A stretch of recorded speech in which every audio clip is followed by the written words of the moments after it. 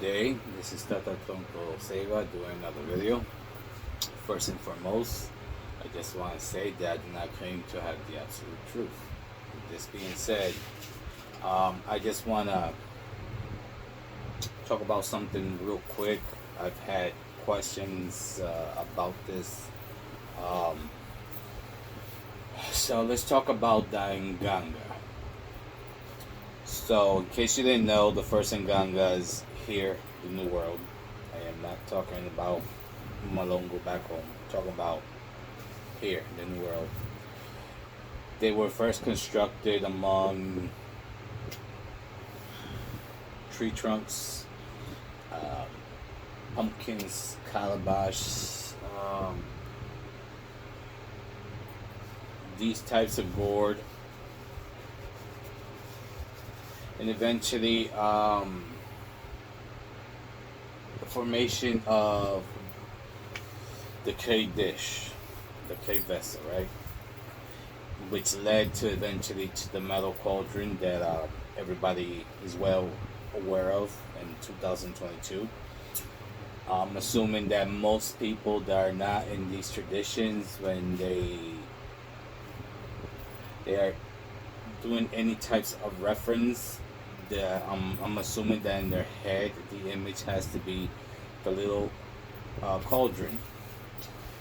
But somewhere between the tree trunk and the mother Nganga, and this is what I really want to talk about, how the Nganga has that name that us Paleros, Paleras, Tatas, Yayas, and Gallos, everybody that is aware of an Nganga. Like for me and any other Tata,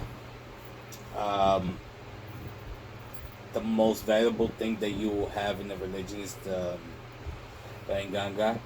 So we call it prenda or jewel.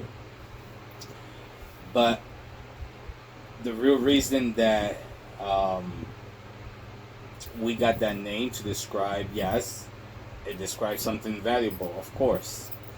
But actually, it came from when the slaves, in the transition from tree trunks and these other vessels that would deteriorate over time, animals get to it, even the weather, those types of materials won't last forever.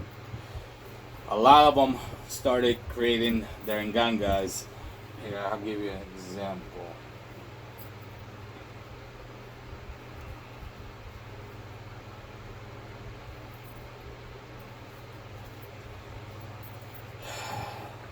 Small impacas like this. Now, this is impacadiri or goat's horn, meme, goat. And the other one similar to this, depending how what stage you get that, would be the Mpaka Mini, which is the sheep. But let's just use this for example. For like this, normally they'll wear it like a satchel with the string from here to there. That's how I usually do this, but I'm doing some maintenance work to this. As you can see, see the cord? I have to replace that. I'm doing maintenance. And look, it's not Vititimenso. That is not a mirror. As a matter of fact, from this type, this Impaka Liri, if you would, let's just say, cut that much off, right here, right? This right here is the traditional Makuto. For those that are not aware, it was always made from the goat's horn. It was a tiny little thing.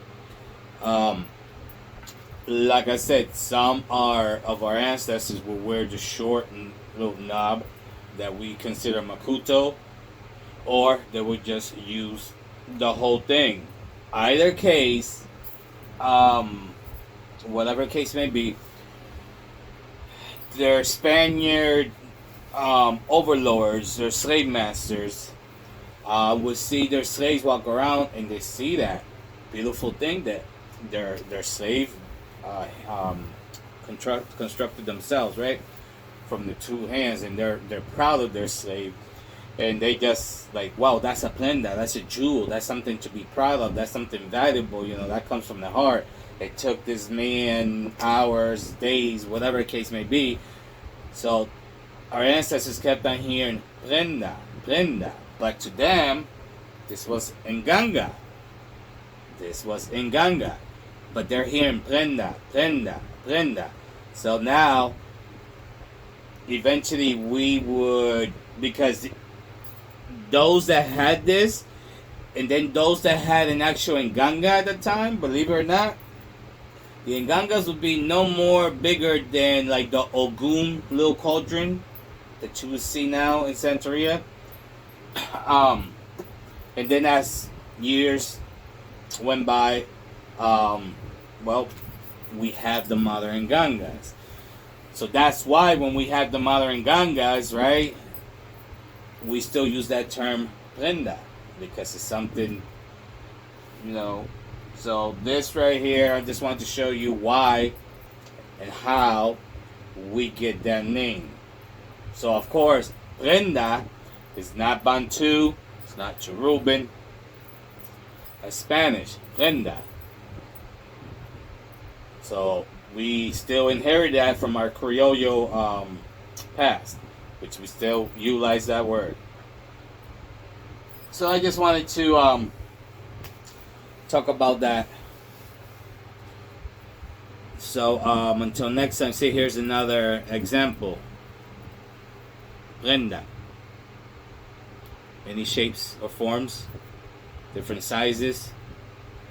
Nonetheless, it's the same thing. Alright, so stay humble, be kind to one another, and until next time, may Sami bless you and yours. Salam alaikum.